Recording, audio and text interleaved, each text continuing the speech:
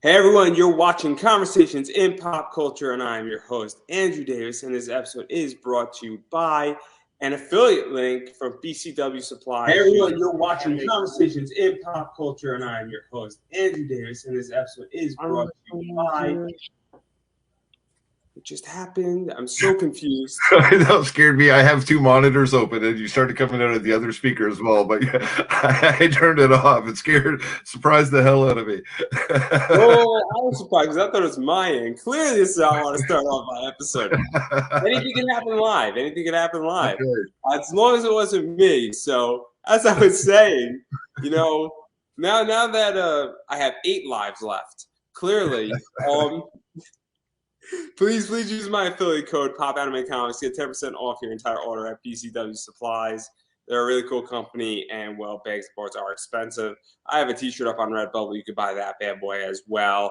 And I have with me, with my 8 lives remaining, comic creator Corey Hardiman. So welcome back to the show. Yeah, thanks for having me. Well, thank you for showing up and killing me. And now that I have 8 lives left, we'll see if you can dwindle those down a few more. yeah, right. So clearly, and you got a lot of stuff going on, and you are fully funded on Sister Mercy issue 6. I think it launched like 3-4 hours ago. 12 o'clock this afternoon, so about 8 hours ago now. So about 8 hours ago, and so you're fully funded. Yeah. We're gonna dive into what's going on with it, the entire shebang, and everything. But what is the basic premise of Sister Mercy for those who are hearing about it for the first time? Sister Mercy is a post-apocalyptic story about a schizophrenic nun that lives in a Mad Max-style wasteland in search of her mother, who goes missing in the first issues, and she hears the voice of God, or thinks she hears the voice of God. That's up for the readers to decide. And he kind of gives her some guidance along the way, and also acts as her eye in the sky, so to speak.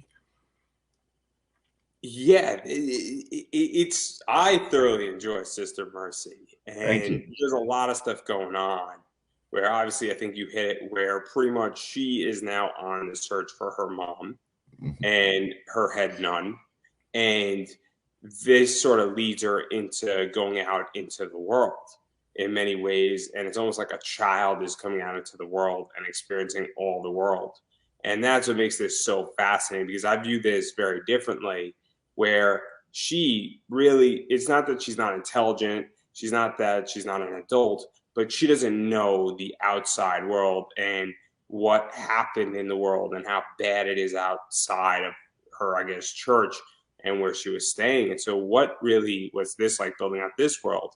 Because we do get to see her evolve in a very dramatic way through the first 5 issues.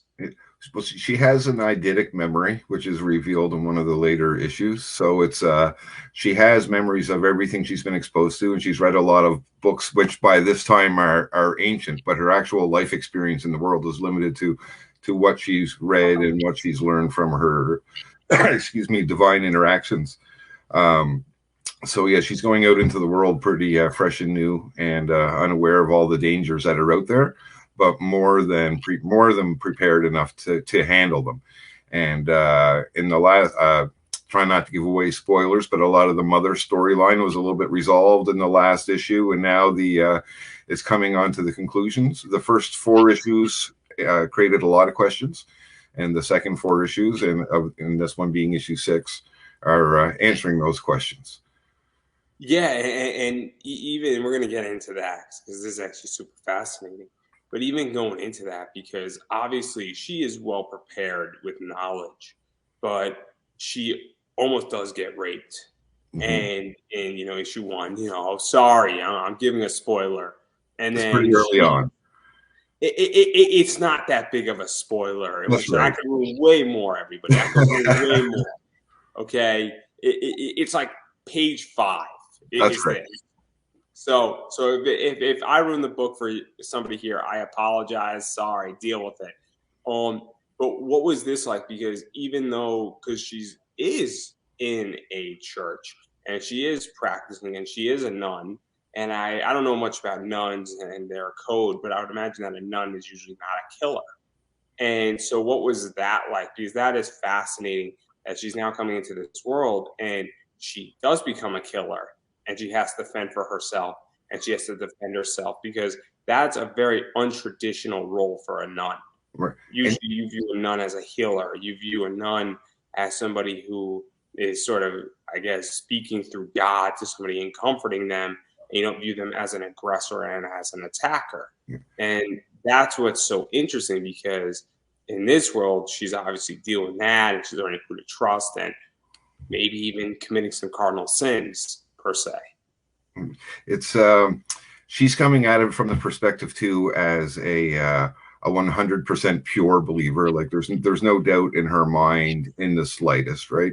And it's not just based upon her biblical belief, having with the eidetic memory, she knows every word on every page, but backed up with the divine voice of God, which is reassuring her and passing along more informations. And if she encounters a situation which may be, decisions she may want to make may conflict with what the Bible advises, she's got the overall voice above that could override that if she needs it, right? So there's a few examples of that actually early on where she tells God, I don't want to lie. And he says, I know, but you have to, right? And which is something you wouldn't really expect something like that in the Bible, right? So it's sort of and again, it all comes back to, is it really God or not? But again, that's for the readers to decide.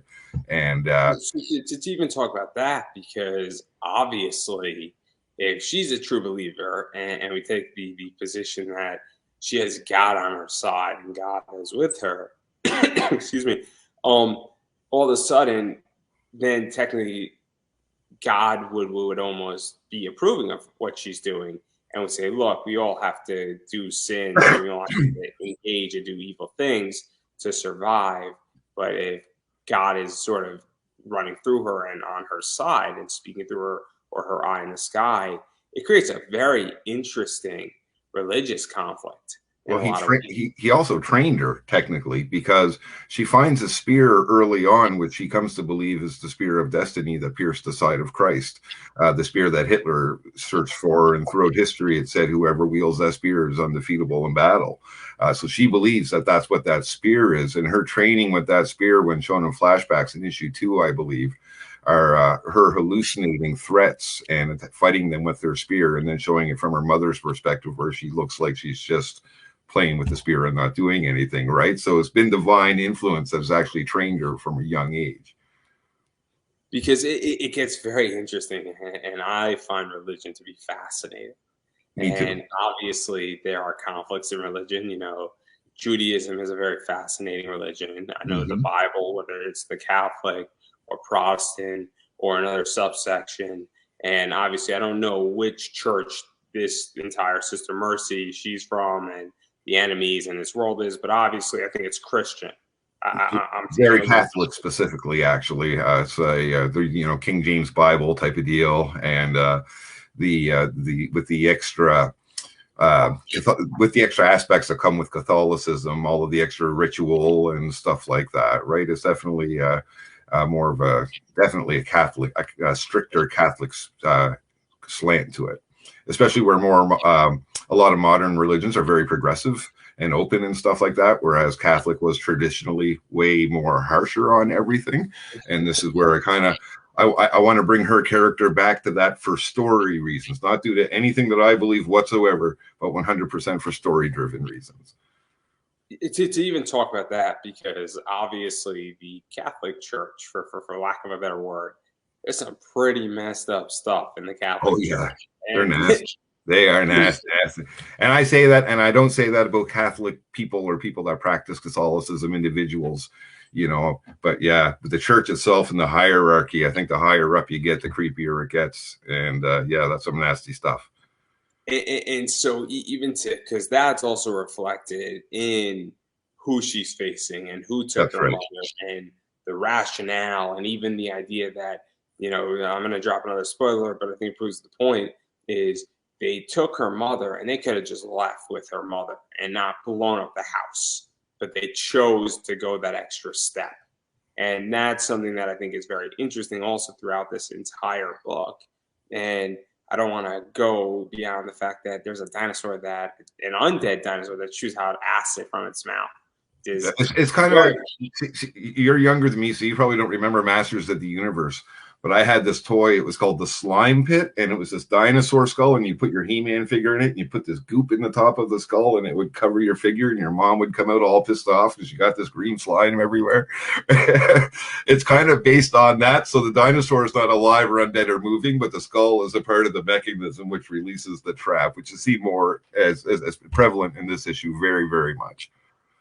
Because and obviously it's done in a very Mad Max, very apocalyptical, very disturbed way, and obviously it's done for entertainment purposes. It's almost done in a Coliseum way. It's a lot of nudity involved, and this is even just so rooted in just the I guess strictness and the messed up nature of all religions in society have gone through things like this. And so what is that like? Because it does make for a great enemy.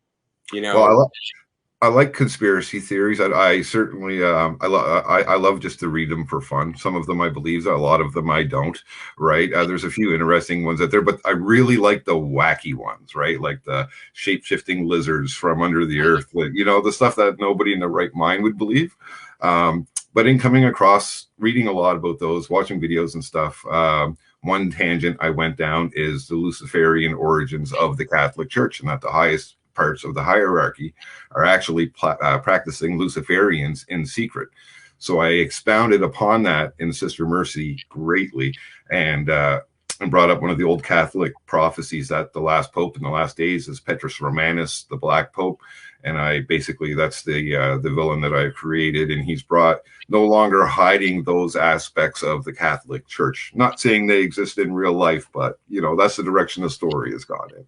So to even talk about that, because obviously at this point, Sister Mercy has dealt with the Dame, has dealt with the Cardinal Sin, which the Dame is a good enemy, but the Cardinal Sin is brilliant in so many ways. Yeah, there's a lot more. Just on an instant connection level where you get it, because we all know you have committed a cardinal sin. We all know that saying. Against somebody, like if there's somebody who is a book lover and you burn their book, you have committed a cardinal sin against them. And everybody gets what that means. Everybody understands what a cardinal is in a church. Everybody understands what sin is. Maybe not everybody understands what sin is. I don't know. I shouldn't go out on a limb there. But because what your sin and my sin might be different. That's right. I got a list. I got a long list. Well, my list is rather short, but okay. The things that I call sin are pretty. I think most people in society would agree. Leaving like ice cream, an empty container of ice cream in the freezer. That's like number one. Number two is burn in hell. Lift up the salt. So that when you go to the salt, the entire thing falls out. That's number two. And then, like murder is number three. So clearly. Yeah, I'd put that after those. Yeah, for sure. But what was this? High one on the list would be don't put vinegar in somebody's chocolate milk when they're looking, because that was done to me, and it curdles it instantly, and you're not ready for that. That's going to be a nasty moment. That's the number one, my cardinal sin on my list. Yeah. Clearly. I mean, all those are like in the top 10 right there. That's right. Everything number 11 is like murder, right? Clearly. Exactly. But getting back and jokes aside, one of the things that I think is fascinating is that obviously Sister Mercy has now dealt with two of the enemies that the church has sicked on her, and she has dealt with them in her way. And obviously now issue 6 is she's at Kingdom Come, the island essentially, and she wants the Black Pope. And she's basically getting to the stage right where she now is like, I'm going to tear this city apart.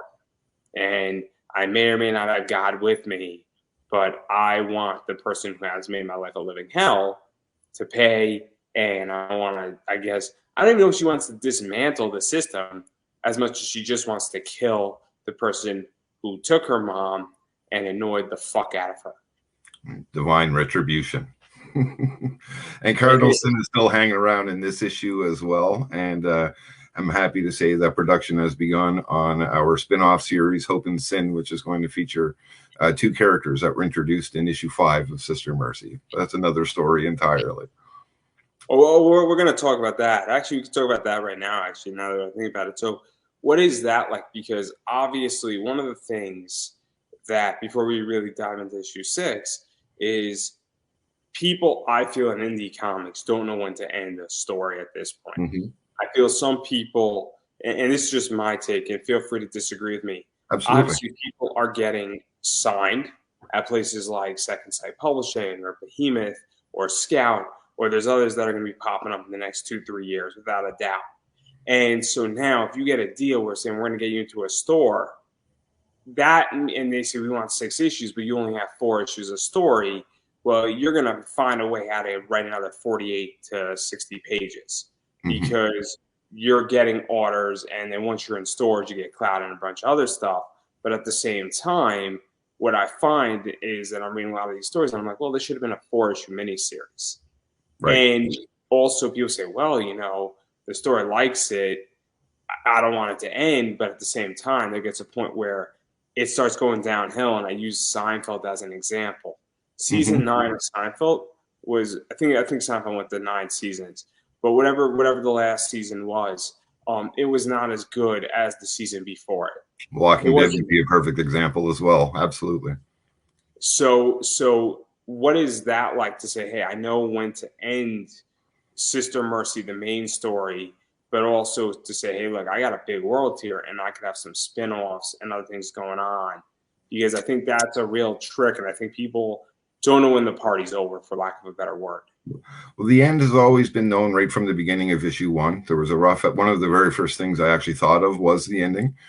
So there's been an outline right from the beginning of what's going to be in each issue, and how many issues it was going to take to tell the story. And that came up to issue 8, right? And with Hope and Sin, it's an opportunity to expand on other characters that have a small part in Sister Mercy, and also expand further into that world, and to show the same events from a different point of view, and also to tell another completely different story at the same time.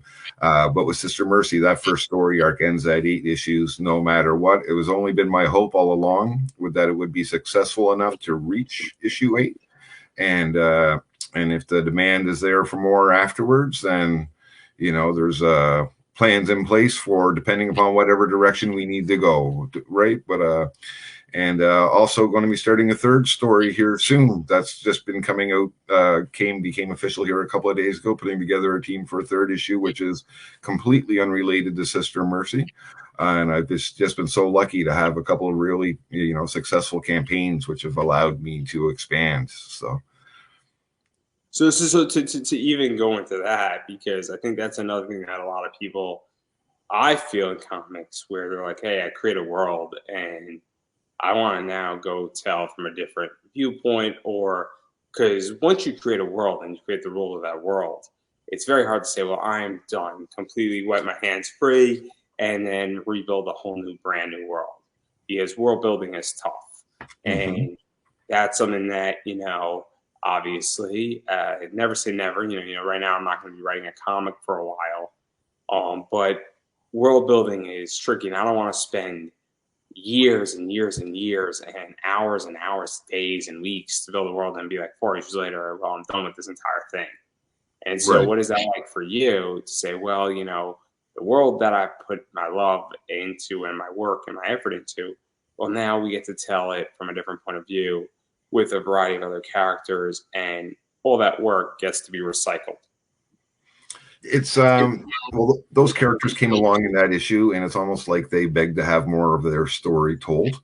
And it wasn't originally planned when I first started out with the beginning of Sister Mercy to do a spin-off either. And so I wanted to make sure I did tell a very different story. Like, as I said before, Sister Mercy is the story of a schizophrenic nun in this wasteland. And Hope and Sin is going to be a story about, again, under the same settings, can somebody who is purely evil at heart, like twisted evil, and somebody who is purely good at heart fall in love? So it's a different sort of twist on the old sci-fi movie Enemy Mine, two people that are thrown into a circumstance together, and what kind of a resolution is going to come out of this, right? So it's yeah, and it gives me a chance to expand on other elements in the story that I wouldn't be able to do with Sister Mercy. So it'll be fun to see where it goes. Yeah, and then obviously going back into issue 6, and I'm not going to push it too much on Hope and Sin because it's not out yet.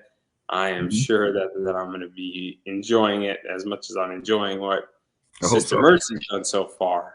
But even to dive back into issue 6, I mean, obviously we're now in, I guess, the ending of the 3rd quarter going into the 4th. Yep. And this is the final showdown between, well, the Black Pope, everybody who's on the island of Kingdom Come. Obviously, if everybody knows the biblical reference of Kingdom Come, it's also a great graphic novel by Mark Waid and Alex Ross, but that's not the point here, guys. That's not the point. But what is this like to really start entering that final stretch? Because it is kind of cool and exciting, and we're finally getting to see, well, you know, Sister Mercy is on her quest to get divine retribution and deal with the problem. And not necessarily the problem of the world, but deal with just her individual problem. Because I don't view Sister Mercy as a, I guess, macro comic book. I view it as a very micro event. It's very gratifying to finally start revealing some of these answers and to see, you know, in ink these images that have been in my head now for 2 years. And you know, there's and just to wait for the feedback and to see what the readers think, and especially with some of the twists that are coming up, and 2 words that are probably very, very overused in modern day multimedia, but subverting expectation. I didn't necessarily want it to be the classic hero fights the villain, and you know, okay, you know, villain starts out on top, beats the hero down, hero gets the second breath and pulls the win out of nowhere. You know what I mean? Like, I wanted to avoid tropes. And I think that I've succeeded in doing that. I think some of the events in this next issue are going to be pretty surprising. And well, I look forward to seeing what people will think of it. So to even talk about that, because obviously I appreciate when things don't go according to plan, right? I'm a big wrestling fan, and it's nice to see Face, after 6 months of chasing a title, win the belt, and it's expected, and that's sort of fun. But it's also awesome when the bad guy wins. You know, I don't know if you watch WrestleMania, you know what happened, but obviously WrestleMania was on April 2nd, April 3rd, and Charlotte Flair beat Ronda Rousey, which was a big shocker. The last WrestleMania I seen had Ultimate Warrior in it, if that tells you anything. So, but I'm making a point. Yeah. This where it was not expected that Charlotte would retain. Okay. And that's why I was like, man, that shocked me. That was nice to see something not go the way that everybody thought it was going to go. You know, everybody expected the main event to go a certain way, and it did.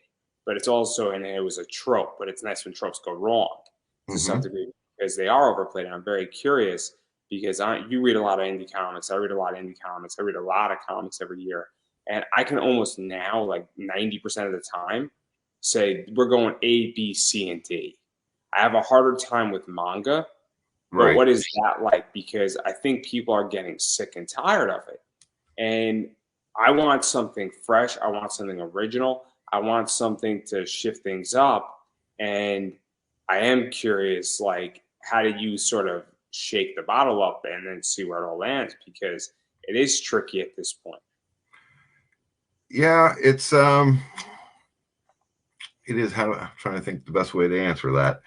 It's without giving away too much. It's you don't even have to give away too much, but like even the idea, because I'll further sort of explain my thought process a little, because I think it's really interesting. Because when I read a book and I see a book where Black Pope steals Sister Mercy's mom, the natural conclusion is that they're going to face off, and one of them is going to kill the other. Right. That's the natural solution. That's right. All of a sudden, in issue 3, they team up. I'm like, okay, where are we going here? Right. You know, You know, Yep. and so that is a massive and that's a radical shift, obviously. But it's the idea that this book has sort of the typical trope where bad guy does action, the hero or the face, for lack of a better word, is going after to save her mom. Now, if her mom Right. got killed in the middle by her spear and she still wants to kill the Black Pope, that's a twist. I Yeah. don't know. I'm just throwing that out there. Just Yeah. saying, like, I think so. Like, where I'm asking is that so many things now, I feel people are not necessarily lazy, but they almost write to tropes, Right. and Absolutely. it I can do get try to annoying. avoid that, but at the same time, I do embrace some of them, you know, and, but I definitely try to avoid the overall trope of predictability. And, it's, like, for example, one advantage that's actually really, that came, an unexpected advantage was, the artist that I work with, Ricardo Silva, fantastic guy. I can't say enough good things about him. Sometimes things get lost in translation, and I don't always get the page that I ask for. But rather than ask him to make changes, which will put the project back, you know, a little bit of time, I can usually rewrite the story to adjust for the page. And there have been several times where the page wasn't what I asked, but I liked it a lot, and it actually sent the story in a little bit of a different direction. So I had to take the scripts and rewrite them to account for that. Right. So there are certain threads that pop up all along that are going to get resolved here towards the end that people may not even realize they were threads when they were dropped. And it's, yeah, and it's fun, like I said, and it's, I've been writing for a long time. I love to write, and I love unpredictability, and I'm just really hoping that the readers love what's coming as well. And, I think that issue 6 is starting to set up that it's not quite going as people would necessarily expect it to, because the ascending that's coming up over issue 7 or 8, I cannot be more excited to, see how they look on paper, to write them. It's going to be just the most fun ending imaginable. But that's not here yet. But we're getting close to it now, so I can really start thinking about it a lot more. Yeah, because obviously one of the things and the biggest complaint, and the reason why I bring all this up is that people view Batman and Marvel and DC all predictable, and Hmm. that's why there's a massive shift in indie. I feel at the very least, That's why I and love indie as well. but I'm also now getting to the stage where I'm looking at people's projects. And I'm like, man, I know how this is going to end. I know exactly how this is going to end, and I feel that indie is about to have a big problem where I think that they're going to become what they despised. And I really think it's coming. And I think that there's actually going to be a shift backwards. And I don't think it's going to happen tomorrow. And it's not a popular opinion, but it's kind of like you become big and then it shifts the other way and the pendulum goes the other way and it always does. And so, and I'm starting to see it. There are certain books I'm like, man, this thing is written to tropes to the T.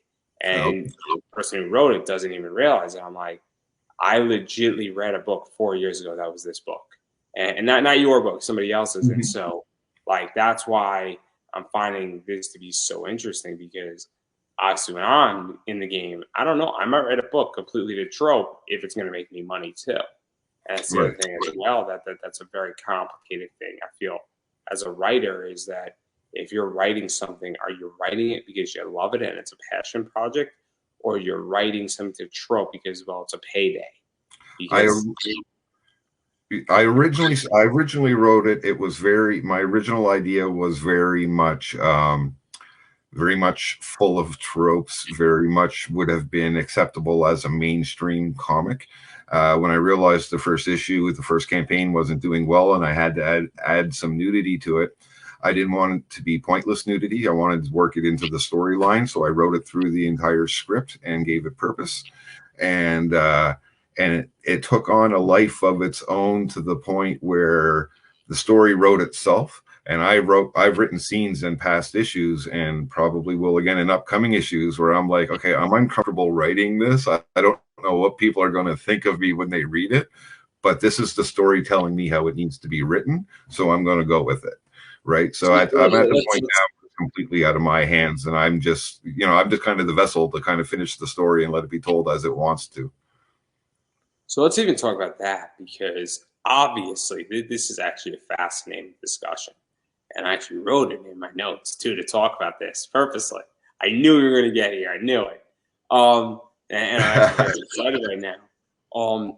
Obviously, it's no secret I'm a huge Zenescope fan. And Zenescope has sexy covers. They have their Z-rated covers. Dynamite, I think, has nudity covers. Obviously, Top Cow has done stuff. I don't know if Top Cow has gone full nudity, but I know they have really sexy girls, and there's really provocative stances.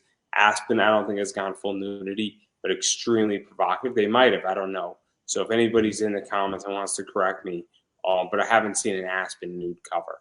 I've seen pretty close to it. But what is this like to say, hey, if I write a book, I don't want it to be a porn book, and I don't want it to be pure nudity for the sake of nudity and be pretty much a softcore porn or a hardcore porn, depending on how you want to look at it. But I also feel like the story needs it, because this is where things get tricky.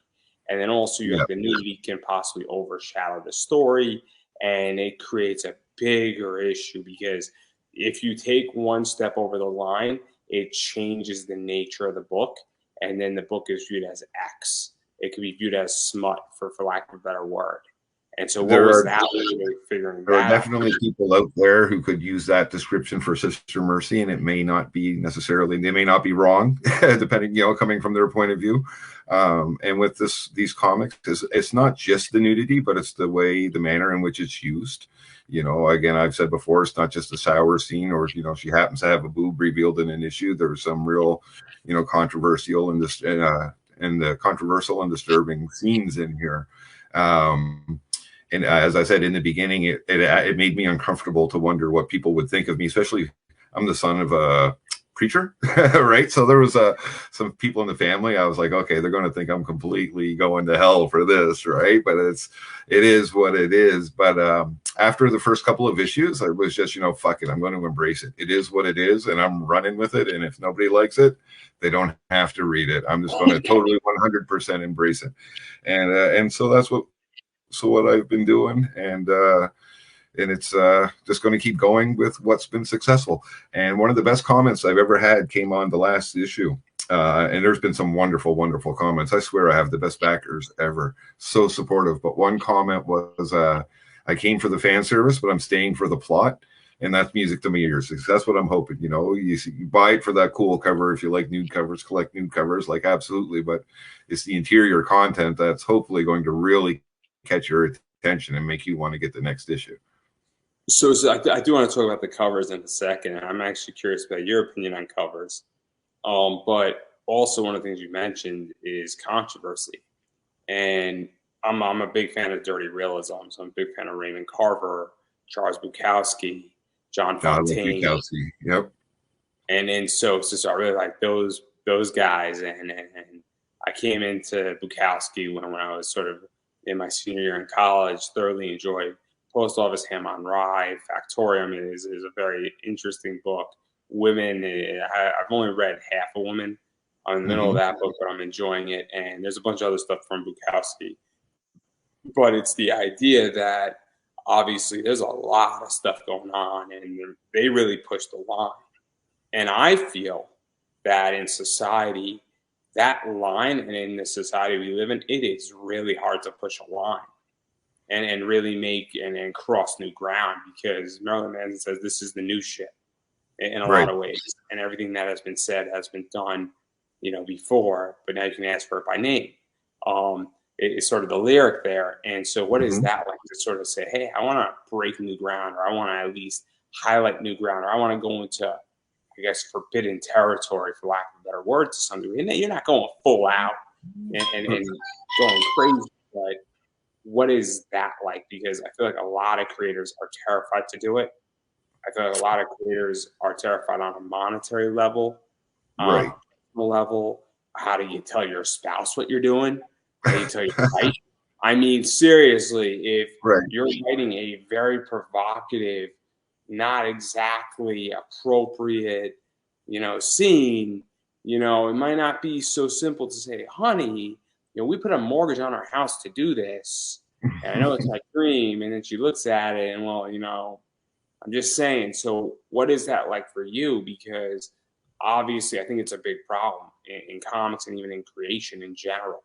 Well, Is that, yeah. I love those moments. It's my girlfriend has been with me since the beginning of Sister Mercy, and she's very much a normal person, not into comics or anything like that. And so when I think of a particularly disturbing scene, I'll go running out into the kitchen and I'll tell her, and her face is usually aghast, and she's like, "What is wrong with you?" And I'm like, "Perfect, that one's making it into the comic. That's the reaction that I wanted." So the reason why I bring this up is that I speak to people who write horror comics, and I'm like, it's very rare now that something will make like the hairs on my neck stand up. Where there are things that are scary, but I'm like, how can we push this line? Because well, fear is absolutely subjective too, because for some people, you have Saw, a body horror type of stuff, which is very, very disturbing, whereas other people, they would watch something like 48 hours or whatever, not 48 hours, sorry, the one about the buddy that was stuck in the cliff for 2 days or whatever it was, and they could find that to be the scariest movie ever. So a lot of that comes down to individual taste. I like shock horror, big fan of Marilyn Manson. So I'd like to think that some of my scenes are very, very shocking. And one of the greatest things, I've said it a bunch of times, and probably many people have too, one of the greatest things about indie is that no comic book authority, just do whatever you want, right? And, just suffer the repercussions. But I mean, everything has repercussions, but just, you're going to put it out there at the end of the day, and you're your own boss. And I love that. I like seeing somebody's unadulterated comic. I'm a big fan of Flesh-Eating Cheerleaders from Outer Space. Fantastic comic. And it's you don't know what you're going to get every time you turn a page. And it's like, oh, you're never going to see that in a Marvel or a DC comic. Not anytime soon. Yeah. That is true. And you don't know what you're never going to get or ever going to get from an indie book. And obviously, there's the good and the bad, where there's some really amazing things. And obviously I think you said a lot of things, but also I'm curious because I've been the victim of people who don't know what the fuck they're doing on Kickstarter. Oh, me too. I've been where the concept is brilliant, but the execution was horrific. And there are people who should know how to do this. There's more than enough, materials out there to help somebody. And well, somebody's just a bad executioner, or not an executioner, executive. I'm thinking too much the Spanish Inquisition right now. Clearly, we don't know what I never expect the Spanish Inquisition. What is that like? Because I do think, and I'm actually curious about your opinion on this as well. What is that like? Because while all that is fantastic with indie, there's a lot of problems with indie comics. And for however many good creators there are and people who do a good job, I feel there's just as many bad. And I understand that somebody says, oh, my book, I'm 6 months late. Well, 6 months late on a book is a problem. Yeah. And then on top of that, you're launching another book too. And my understanding of Kickstarter, and I didn't know this until around mine, is that you got to check off all the boxes saying you're fulfilled before you can launch another Kickstarter. That's right. I don't have my book. So explain. I not you, but metaphorically. Right. And so where I'm at is that's a problem that I'm now learning with Kickstarter. And this definitely affects who I back, how I back, and why I back. And I've been burned by the same creator 3 times. 3 outstanding projects. So I mean, I guess that's on me for falling for it more than once. I think I backed him 6 or 7 times altogether and got the first couple, and then he went off the rails. And the comments, he's getting roasted hard, and rightfully so. I know who this is. I know who this is. Right? Yeah. So is it Velvet? Is it Smooth? I don't want to say any names, but yeah, I think you're probably right. And I just don't want to. I don't know. I've been very lucky so far as to always fulfill everything ahead of schedule. And this one here is the closest I've ever run a campaign to the completion of another one. Some of the last packages just went in the mail, I think 2 weeks ago. So I wouldn't have started this if there was still outstanding packages. I was waiting on some artwork from Brazil, so the last 10 packages were a little bit later than the other ones going out. But no, I think it's despicable when somebody does stuff like that, or very misleading campaigns as well. I backed what I thought were comics just to get 4 or 5 page pinup of sketches, right? And or 4 or 5 page comic book full of sketches, which was with a very nice cover, but no interior content whatsoever. So now I'm looking at, I want to see some interior content now before I back, usually, just to get a bit of an idea. And yeah, and some definitely a wide variety. And I've backed some disturbing ones. I've read some comics and I thought, wow, I thought I was writing disturbing stuff. Like this one here is like, wow, his mom is going to slap him if she reads that. Like, wow. I've read some disturbing things, and they were mainstream. I just read the Black Dahlia comic on Comixology. That thing was fucked up. Oh, okay, I've never read that. Oh, brilliant book. Right I mean, probably in my top 30 for this year alone. Easily, and about the Black Dahlia and the entire thing in California. Oh man, brilliant! Like it's such an interesting thing. I don't know if you know who the Black Dahlia is. On the periphery of it, and I'm not overly familiar. It's a serial killer thing, isn't it? Nobody knows. It's the Black Dahlia. It was a victim. It's basically her lower half and her interior half were put together in the middle of like a highway in California. Oh, wow! A really disturbing book. Okay. And it's thing, and the reason why it's the Black Dahlia because she had like a glass ghost smile, sort of like carved in, and that's kind of what this spun out into. Really disturbing book, but it's kind of like going through what could have happened and all sorts of stuff in the graphic novel, brilliantly, but disturbing for a whole different reason. These are like, we're now getting into the psyche of what was going on and what's going on with the police and who could have done it and why was it done. It makes you look over your shoulder. Right on. Oh, that's a different level of disturbing. Yeah, but I digress right there because actually I'm also very curious because you've actually kicked up your Kickstarter rate for this year. And what is that like? Because I ran my campaign and that thing nearly killed me. Well, they're an emotional roller coaster, that's for sure. Today, the cart has been climbing up. It's been a fantastic day. I know there's going to be 29 days to go. It's not going to be like that middle stretch in particular is hard when you wake up or when you go to the bed at the end of the night and your campaign is ending with fewer dollars than you had that morning because 2 or 3 backers had dropped you and you haven't picked anything up. The last issue 5 campaign was actually really bad for that. At the end of the day, it was still the most successful campaign I had ever run. But the drop backers, yeah, that can be so disheartening, especially you hit a couple in a row or you lose a really big one. But you just kind of go on through and just wait for the next day, and hopefully the next day the cart starts climbing back up. And but yeah, I can't. This one has been completely.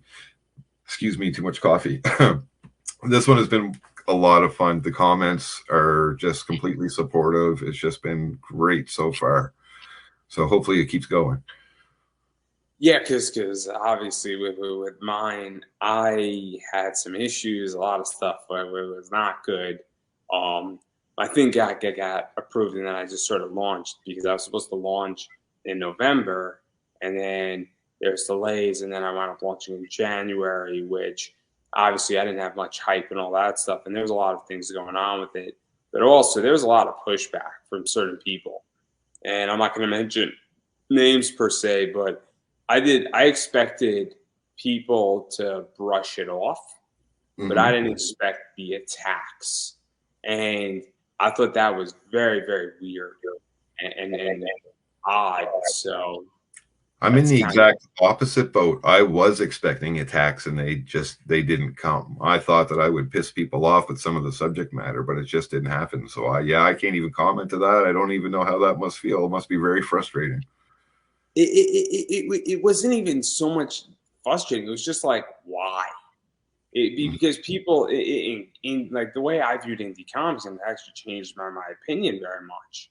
Where I thought indie comics were more of a brotherhood, more of a family, more of I'm not here to shove you off a cliff and stab you in the back. And to me, I had some people who were quote unquote prominent to some degree, throwing things at me, and also people saying they were talking behind my back. And there's a lot of questions I have now, and it definitely made me question a variety of things. Now, I'm not leaving, guys. So if you think I'm leaving, you didn't kill me. So, but it definitely shifted my opinion because I thought that in the last 9 years I earned respect for doing what I've done for the last 9 years, and apparently that was not the case, and definitely changes the way I respond, and definitely makes me have a different attitude. And that's something that is a wake up call. And it's, I don't know, but again, it's a very weird experience for me. But I'm not leaving. I'm not leaving. Yeah, you're gonna have to drag me out. You're gonna have to drag me out, everybody. But how I feel, where because I definitely thought it was over the top, and I don't understand why. And usually I have an answer. Mm-hmm. So, but I digress right there, where it's very interesting because I'm now starting to, but I understand the entire emotional roller coaster, and very weird experience. And this is why I'm so curious now how people's experiences are going, because I don't know if anybody in comics or even anybody close to indie comics or even related had a similar experience. And I would love to speak to somebody on that because Right. it's so interesting. The only thing that I can say to that is having run, well, this is my 7th campaign now, as I walk away from every one learning something else, right? So, I mean, when you go to do your second one, you're going to have learned a lot, obviously, a lot of Oh, I unexpected, already have the right? response. I have So, the response, and you can do it with me. okay. After me. There you go. Right on. Yeah, no, that's what you got to do. You got to work, do what's best for you, and those are your decisions, and you know what works or what doesn't, right? So, Oh, there's a gift. There's a gift to that, and that's the official response from right corporate. on. If you would like to take the same corporate response, it's all up to you. I'm totally fine. Well, this one. There we go. There we Right, go. repeat after me. There you go. All right. I don't I even don't know who I'm understand. giving the finger to. I probably just lost 20 baggers. No, I was kidding. But anyway, I digress right there. I actually do want to talk about your covers. Now that we've checked off the Andrew's Kickstarter box, which is the official, it's a segment in every single episode now. Um, I do want to talk about your covers because, and I actually am curious about this because I'm a variant guy. I buy and sell a lot of variant covers from Hmm. Zenoscope and other companies, and I do well on eBay with them. And I know that variant covers in a lot of ways with particular artists, whether they're limited, the artist is hot at the moment, something's going on with the artist, or the artist has a following, or whatever it is, definitely helps sell comics. So, what is this like for you? Because there's been a massive shift now where it used to be stories sold comics. It used to be artists who were working on the book sold it. And now there's a lot of people who say, look, I'm interested in just the cover art. And I'm interested you have CB Zane on a book. You have Mike Chrome on a book. You have a Steph Wilson. These are people, obviously. Steph Wilson was, I think, issue 4, I want to say. 3, I believe. Oh, wow. It's been a while. Yeah. But the question remains the same, is that what is that like for you? Because you must know that some half of your backers minimum are coming because they just like a particular cover. Like this Yep. looks cool. and then the other half now might be there for the story or something else, including the cover. But then also, I would imagine you're hoping that somebody says, "Hey, I see this CB Zane cover; it looks awesome, and let me actually read the story now too." Yeah, it's no, I've never had anybody specifically say they had been buying it for a cover. I have a ridiculous amount of return backers, which makes me hopeful that they're here for the story, and obviously they're going to choose the cover that they like. Of all the campaigns I've done, I think these are the best covers we've rolled out as a whole. Right, we've had some beautiful, beautiful covers in the past, but as a whole, I think all 5 of the covers this time really, really knock it out of the park. And I like to have a revolving door of guest artists every issue. So just to help to see different artist interpretations of Sister Mercy, and also to expose myself to their following. Right. So this time around is my first time working with CB Zane, Gat Melvin, Mog Park, Vin Zeltab, and oh man, they've really, really nailed some beautiful, beautiful covers. And the CB Zane cover is just going right off the charts with the backers. It's definitely very, very popular. But they're all going great. A lot of them are being chosen. We'll take one and take another one as an add-on, right? So but it's definitely fun seeing different interpretations. I think that's the greatest thing about working with that wide variety of artists. Because I mean, I'll be very honest. Where I saw your Sister Mercy, and I'm like, oh man, there's a Steph Wilson there, and I like Steph's work, and so I had no idea what Sister Mercy was, and I'm like, oh cool, I know who Steph Wilson is. His art is New School Pinup, and I'm like, okay, what's this book? And obviously, covers definitely help and make people stop. It's the same thing in a comic shop. You go into your comic shop, you're looking at all the books on the wall. You know what you're saying. Hey, I'm interested in comic book A, lack of a better word. But then you say, I got 10 bucks in my wallet to spend on whatever I want. What cover looks cool? Is sort of what happens in a comic shop, and that's how I am on Kickstarter. I'm like, what cover looks cool, or what cover is paying homage? I just backed a book, and it was an Akira homage cover, and I'm like, well, I love Akira, so I'm like, cool, this makes sense. And it made me stop. And so that's why I asked, because I think that covers definitely really help. And there's been, in my opinion, a big shift where there are Kickstarters that I don't even look at the Kickstarter story. I look at the art and the cover, and I have no idea what's going on. I'll throw our friend Larry Higgins, Niobe. David Fraught, who just passed away, rest in peace. He did a tribute to Spider-Man 607. Okay. And I love Spider-Man 607 by J. Scott Campbell. And so naturally, I love that cover.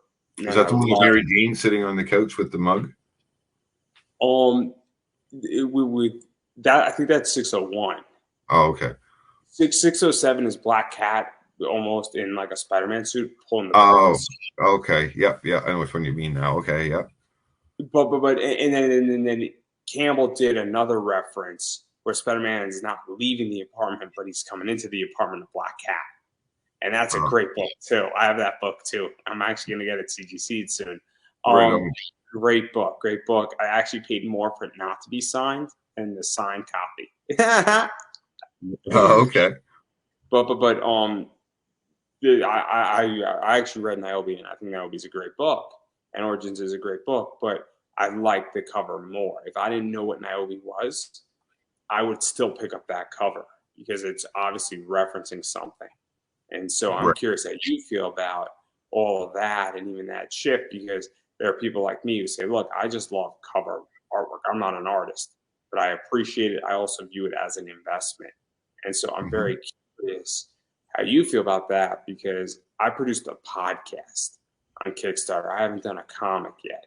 Right. If I do a comic, I'm going to have a bunch of variants purposely. And I'm going to have homages and certain artists because I know they're going to sell the book. It's what we like to do. Well, what it's evolved to the point where I always want to have back issues available for new readers that are just coming in. So usually the standard and the nude variant, we try to make those available into perpetuity. but the variant covers are for the people that backed that campaign. So they're all going to be a very, very limited print runs. And for the most part, they're probably not going to come up again, unless, with the exception of, if I may use a second artist, we'll use Steph Wilson as a perfect example. I hope to have him do a cover for Hope and Sin #1, but I still have about 45 of his covers left over from this previous Sister Mercy campaign that he worked on. So I'll probably throw those in there with a limited print run of 45, but they won't be going back into print. So all of the variants that people choose are pretty limited.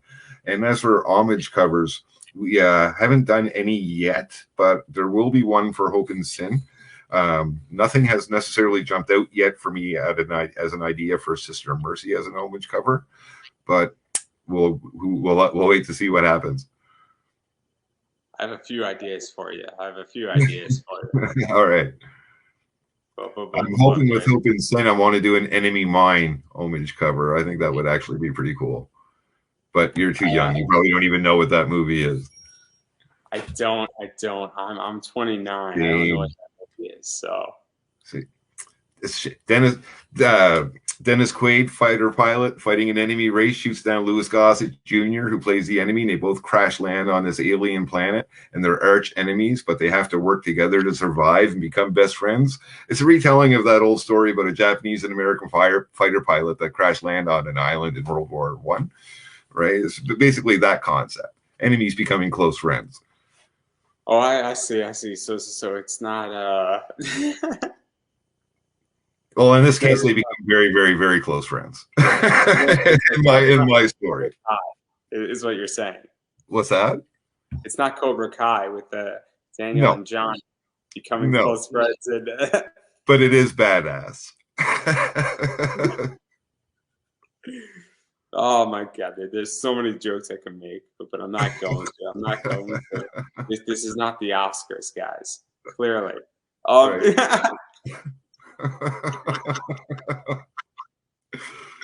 I mean, we can play rock, paper, scissors, shoot if you would like. Yeah, that's right. No, we'll pass. We don't know how that's going to turn out. I mean, it could be a very open situation. This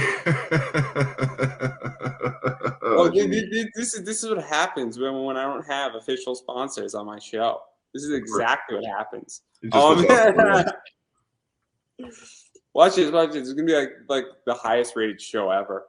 Like for the millions who are watching live. Podcast of the year. Oh, step aside, Joe Rogan. Step aside. Right? Spotify will be ringing you up tomorrow. I'll pay Spotify instead. That's how this will go. That's what I do. It's on me, guys. It's on me. Spotify's on me. If I come to Spotify, it's on me. Is all I'm gonna say. But I do want to actually show the covers because I think they're really cool. So this is the Black Pope. He's very dastardly in this cover. That's our standard edition cover by Ricardo Silva and Ivan Dominguez. Yeah. And there's this one. And that would be our nude variant cover by CB Zane, who I've been dying to work with him for the last couple of issues. So happy to finally get a piece from him. And wow, between him and Gat Melvin, they just knocked that out of the park. What a beautiful cover. And it's been the most popular of the campaign. Just been going like crazy. And then there's this.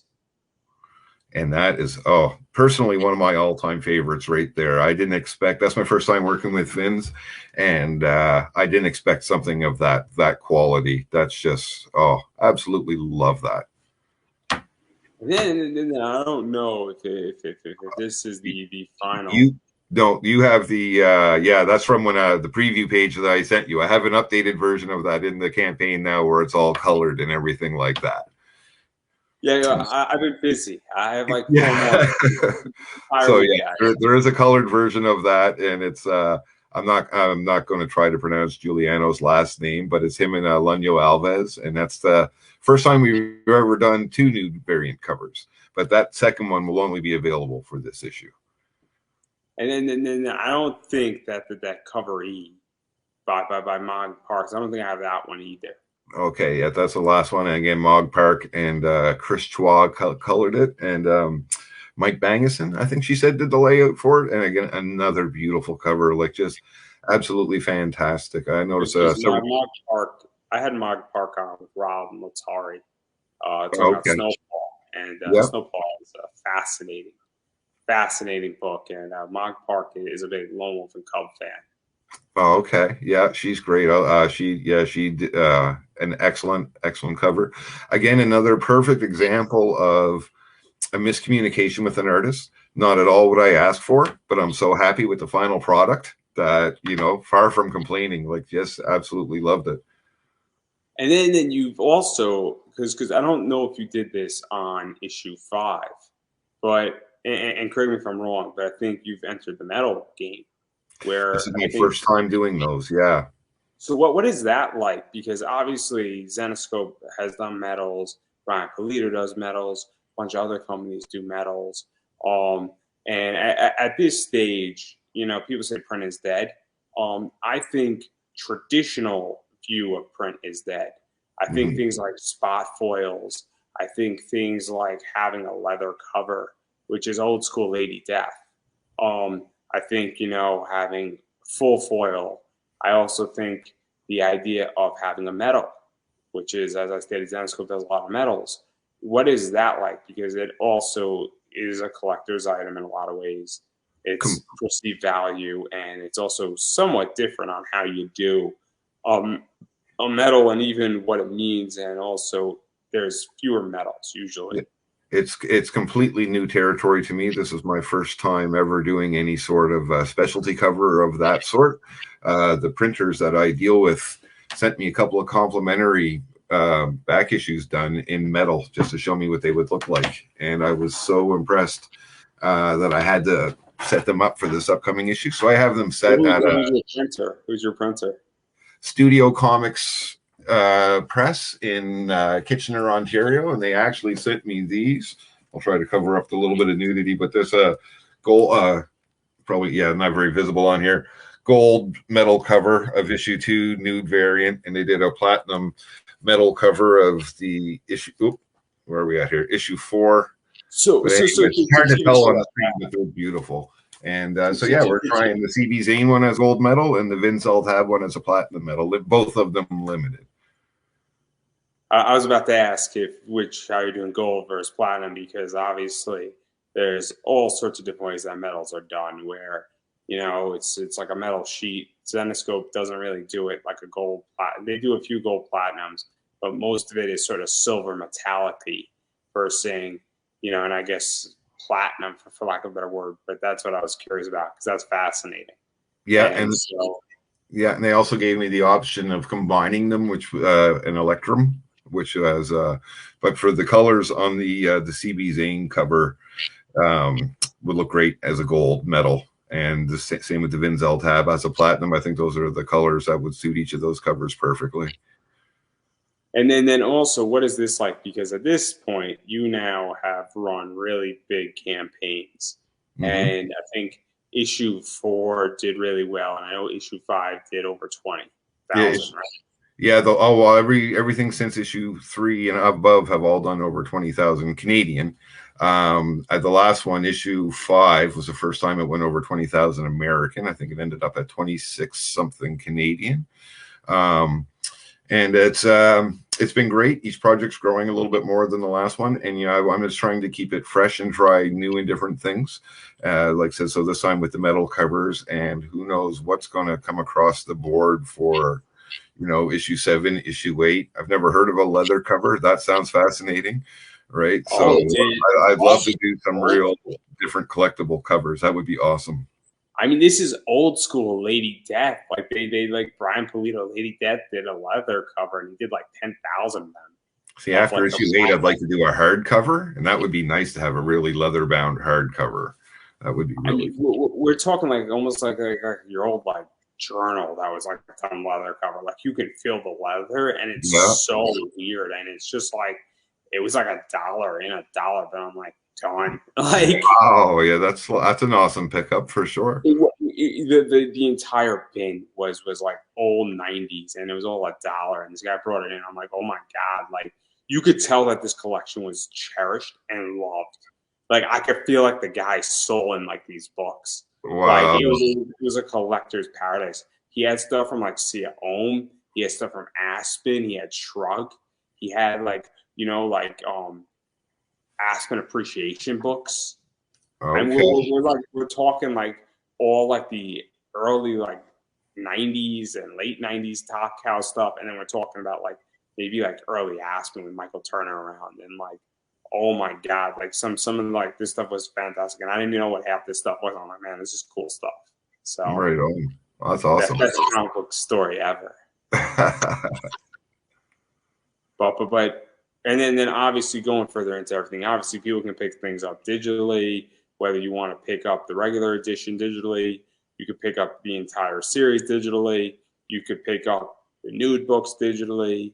All covers, the standard covers, I think can be done physical or nude at this point.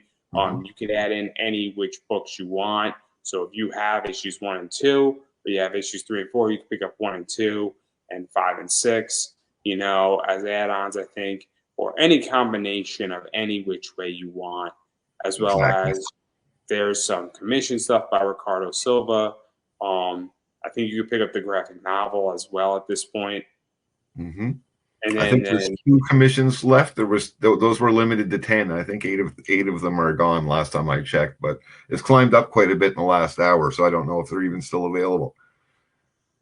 Excuse me. And then obviously poker chips, and then like a whole set of poker chips, and then obviously coaster set, and pretty much anything you want you can get. I'm sure that if somebody wants something from Sister Mercy that is not here and they reach out to you, they could pretty much figure out if you have it. You could figure out a tier to sell to them. Exactly.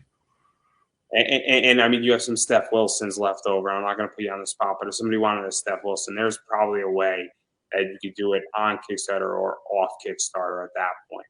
Yeah, there's a few. There's pretty much only a couple of the variant covers are 100% all gone out of print into perpetuity, but a lot of them we're down to some pretty low numbers for some of them, but we have a few of just about everything. And so if you want something, that Steph Wilson book is a really good book. It's a nice book. It's obviously sought after. I showed it when I was speaking with Steph about a month ago, which is cool. Right on. Horrible things about Corey, though. Horrible things. Corey apparently is very difficult to work with.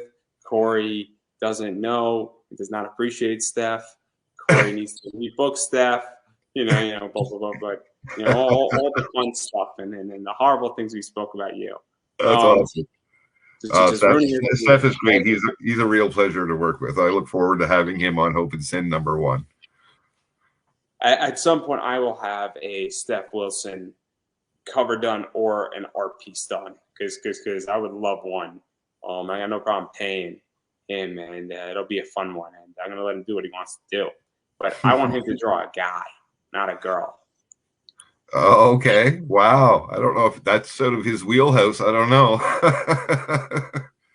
The circles go in a different place. Right. You might be okay. You might be okay if it's like Bitch Tit Bob from Fight Club or something. I just want to bring a challenge then. That's really what I want to do. Like, right on. No. He will draw me a sexy girl. He'll draw me like a luchador because I think that'll be fun. Okay. Yeah, that's great. An attractive like lucha, wrestling girl. I think it could be a lot of fun. I don't think he's done one of those. No, that's right. Absolutely. I'm sure he can do it. No doubt about that. Yeah. She'll be top heavy. It'll be nice. I mean, I'll let him have as much freedom as he wants. That's all I'm going to say. Yeah. Especially if I get, I got to solidify my life. And once I have a job, I can then actually start working on a comic book. I have a brilliant idea about it. And I'm either going to be loved or hated in the comic world once I drop it down. But yeah, there's a lot of stuff that obviously, getting back to you, where again, if you want that Steph Wilson book, which I recommend you get because I'll tell you a little secret, everybody. Steph Wilson books, some of them go for real money on eBay. That's So awesome. Corey, maybe you're in the wrong business with Maybe, the Steph Wilsons. Maybe you should just go straight to eBay and just say, fuck it. right? Yeah. I'm too old fashioned. That's too close to technology. I'm pen and paper guy. I draw my script on a pen and paper and take a picture of it and send it to my artist, right? Like it's all, I had to get my son to hook up my phone. I just got a car with first time I've ever had a car without a CD player. So I'm lost. So like I had to get my son, hook up Spotify, help me figure out how to play it from my phone to my car. It was just like when my parents used to get me to hook up the VCR back in the day, right? It's the circle of life. Well, I know what your first song on Spotify played in your new car. What was that? Heart of Gold. Heart of Gold? Blondie? Neil Young. Oh, oh, that's rough. That's rough. Oh, shame on you. Shame on you, young fella. Hey, I like Sun Green. I like that song. I got to shave off this white beard so I don't look so old. Get rid of the Santa Claus look. I like Neil Young. I'm just saying he needs to remember Spotify don't need him around anyhow. Well, when you do a song called "Rockin' in the Free World," and you start, but anyways, I won't go into politics. Oh, this show is already. I mean, tomorrow night with Arvin Nelson on. I mean, we're going hard. That's going to be a fun interview, and I like Arvin a lot. And then we're going to have a good interview where this is tame compared to that. Right on. I'll tune in and watch. Oh, it's going to be good. It's 9 o'clock. It's going to be a blast. And it's going to be like a 2-hour one. But don't worry. I'm prefacing everybody by I'm having a really talented cosplayer who does a great Sailor Mercury on before Arbit. So I'm going in easy. For everybody, I'm lessening the blow. I understand everybody's not ready for the next stage here. What you got to give people warnings. I'm just saying. That's right. Yeah, I'm here to entertain and lessen the blow slightly. Just slightly, because I want to still feel a little bit of the blow, but not all of it. But anyhow, hey, I would play Neil Young if I owned the rights to his music. So yeah, no, that's all right. We'll pass on that. But I can honestly say I was never a Neil Young fan, even before his most recent words. But yeah, never been a Neil Young fan. Never my type of music. It's all right. It's all right. We all know you were a Spice Girls fan back in the day. It's okay. Well, aren't we all though? That's what I said on the stream. Everybody's got a favorite Spice Girl. I mean, come on. It's like picking your favorite flavor of ice cream. I mean, it's just the way it works. It's a qualification to be a human. That's right. Exactly. I mean, even Sister Mercy has a favorite Spice Girl. Absolutely. Oh, Scary Spice for her all the way. Exactly. And maybe that's the root of the problem between her and the Dane. Right. Which was the one that was Jerry Halliwell? What did she? Was she Spicy Spice or Sporty Spice? I don't even know what her name was. Horny Spice? Wasn't it Posh Spice? Okay, that sounds baby. I don't know. So baby's Emma. Mel B is Scary. Oh man, there's a Sporty. Sporty Spice is Sporty Spice. And then there's Posh Spice and Ginger Spice. And Papa Spice and Brainy Spice. Yeah. There's Cokey Spice, clearly. Clearly, it's just the way it works here. That's right. We are a long way out of your Kickstarter, aren't we? Yeah, I think, absolutely. And then I'm sure you've already unlocked stretch goals, but I was too lazy to look. Actually, this is the best so far. Another pledge just came in. I'm $6 away from 10,000 Canadian, which is our best start yet, and that's unlocking 3 stretch goals in the first day. Wildest dreams did I expect it to do that well. So it's been doing fantastic so far. So to even talk about that, because obviously you've been growing ever since the first one.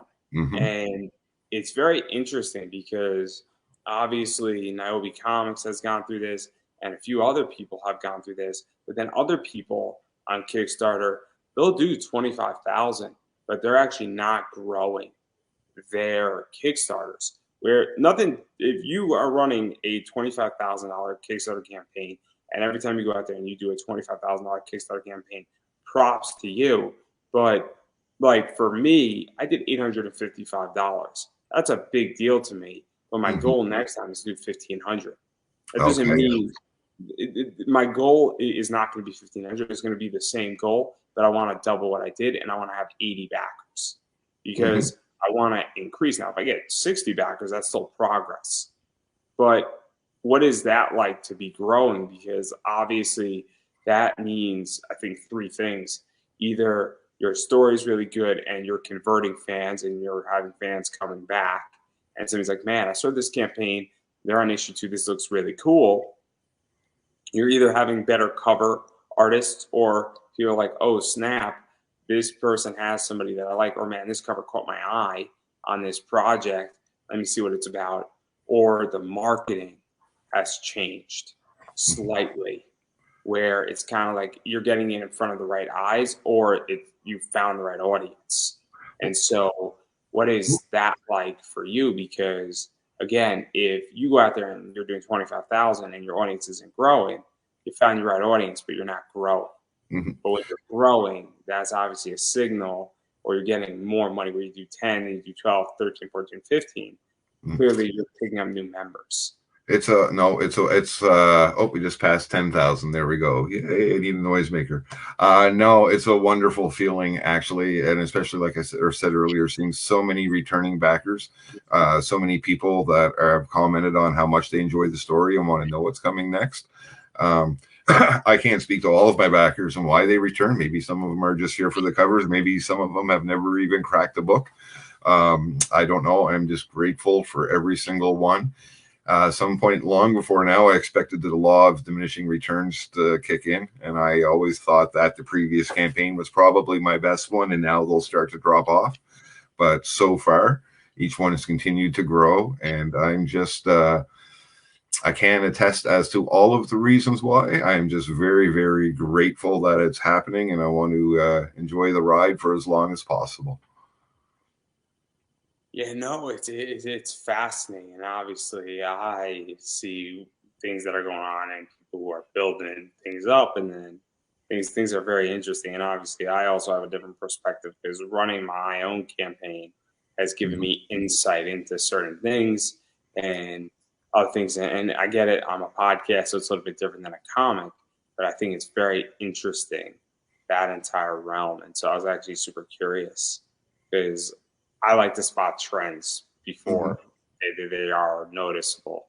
And there are a bunch of people where 3, 4 years ago, a lot of these people were barely making 5, 6 grand, and now they're doing 20,000, 30,000, $40,000 campaigns. And it is a very fascinating journey to watch as a spectator. And I I can't would love imagine. to be able to say it's because it is so well written, everybody just keeps coming back. That's what the answer I would love to give, but I honestly, I hope that's why it is, but So, I really don't know at the end of the not, day. not, not, not to put you into something, but I'm actually curious about your answer to this question as well. Where do you also think that the big two, and even places like Image and Dark Horse and Titan, and a variety of other places, IDW, I'm going to say something and it's a little mean, have sort of become stale and they sort of suck? Do you Mhm. think that's also why people are doing really well on Kickstarter? Is that it's not, it's also the environment, I feel, where that's part of it because a bunch of people say, look, I am so sick of Batman. I'm so Mhm. sick of Iron Man. I'm so sick of the reboots. And I'm so sick of having books where every 40 issues, Batman gets killed. 2 issues later, he's back and nothing happens. And do you think that's also part of it? And not necessarily for even Sister Mercy, but for comics collectively.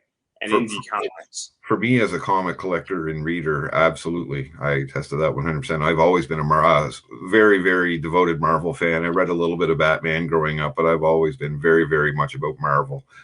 And yeah, that being said, some of the stuff that they're putting out today is really, really good, though. The current run for Moon Knight is one of the probably top 3 Moon Knight runs of all time. Absolutely love it. I can't recommend it enough. Jed McKay is doing a fantastic job. But there's so much other stuff out there that I haven't necessarily read a lot of it. The Devil's Reign, which is the current big Marvel event, is just a combination of Dark Reign with Shadowland and a few other their previous crossover events thrown together, and it just seems to be rehashing old ideas. So yeah, but that being said, it's everybody should be going out and buying the current Moon Knight run. It's really good. But I haven't read anything out of DC. I've never been a big fan, and they don't seem to be putting out anything really that gets my interest. I think the last thing they did that I really like was Batman Hush. Oh snap! Yeah, let's go way back, way back. See, Blackest Night was really well done, but that's like 2008, 2009. Actually, I say that I really like the Harley Quinn. I got the Black Label Harley Quinn series, the 3 issues. That was fantastic. I love that. Yeah, so I'm sure there's a lot of great stuff out there. I just haven't been exposed to it. Fables is coming back, and that's good. And then there's been a bunch of other stuff that's been somewhat decent with DC. Batman is always really well done.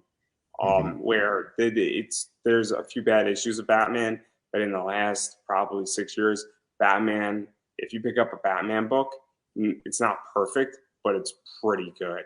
And it's pretty consistent. Action it has been hit and miss, and Green Lantern's been hit and miss. Eat Bane Kill Tor was fun, but it wasn't stellar. But the covers were good with it. So if you're a big cover fan, and also if you like the animated series, and you go into it and say, hey, I like the Harley Quinn animated series show, Eat Bane Kill Tor was a lot of fun to read, but it wasn't a great book. It wasn't bad. And then Gun Hunting with Titan, which is outside of Marvel and DC. Gun Hunting was brilliant. Oh, okay. Gun Hunting is really well done.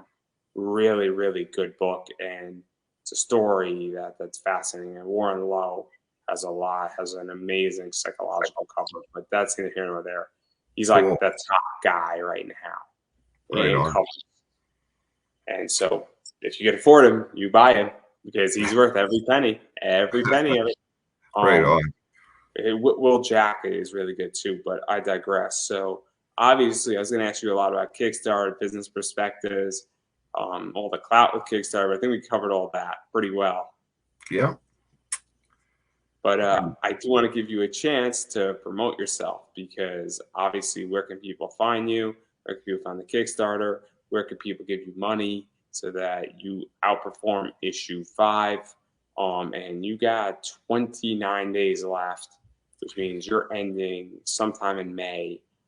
But obviously, if you back now, well, that further perpetuates and lets people know, hey, lots going on. You should back this project. Also, you don't get billed until the project fully funds. So if you are getting paid in 2 weeks from now, you can still back it, because you're not going to get charged.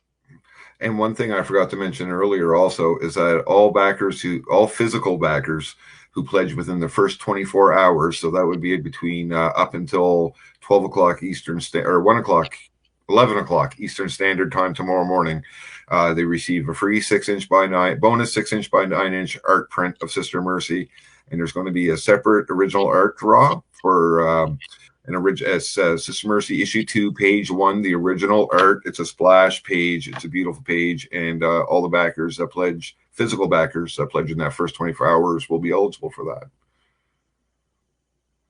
Yeah, so obviously there's good reasons to back everybody. So where can people find you on social media? Where can people find your Kickstarter? Where can people find all that jazz. They can find me, Corey Hardiman, on Facebook. They can also find Sister Mercy on Facebook and on Instagram as at Addict Door Comics on Instagram. And what else? Or not Twitter, not Instagram. Yes, at Addict Door Comics on Twitter. Sister Mercy on Instagram, Sister Mercy on Facebook, and most importantly, Sister Mercy #6 on Kickstarter, which is where you can find our current edition.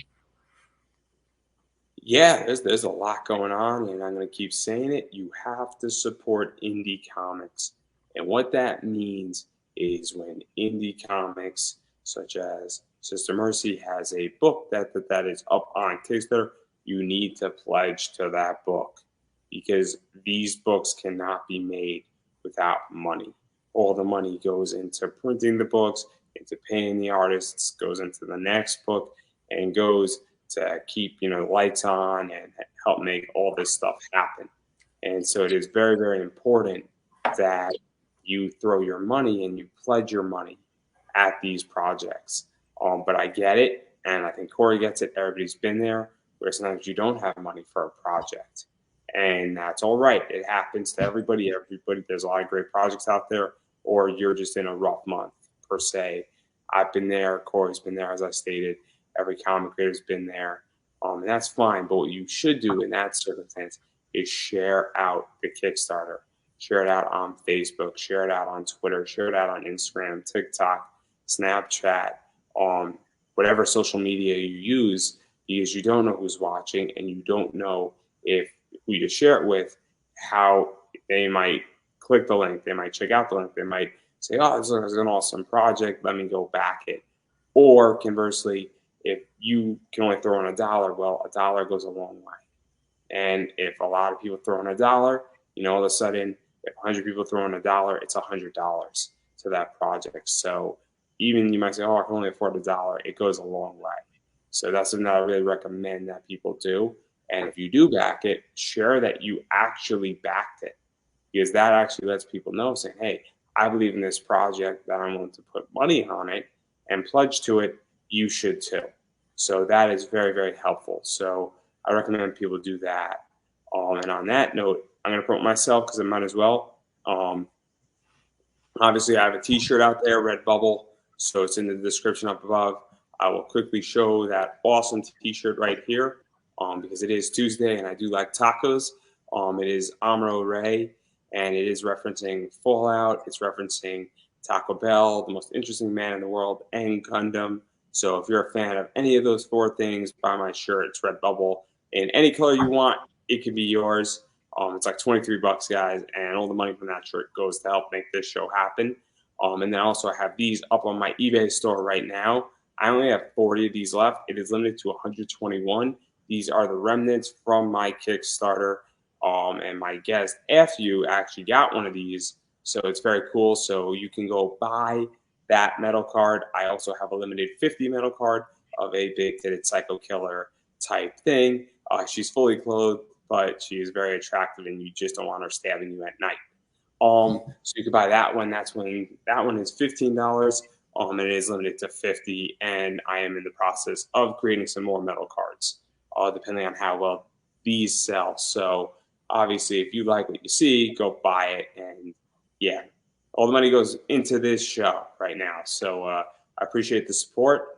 And as well as follow me on social media, Pop Anime Comics Facebook page, Twitter, Pop Anime Comics, websites, Pop Anime Comics, Facebook, if I didn't already say it, Instagram, Pop Anime Comics. And that totally follow me, hit me up, bother me unless I owe you money. And if that's the case, I'm going to quietly walk away as if I broke something in a store. So on that note, I'm going to give you, Corey, the final word. Just thanks for having me back on again. Thanks for everybody that watched, and hope to see you in the campaign. And I don't think I could have said it any better myself.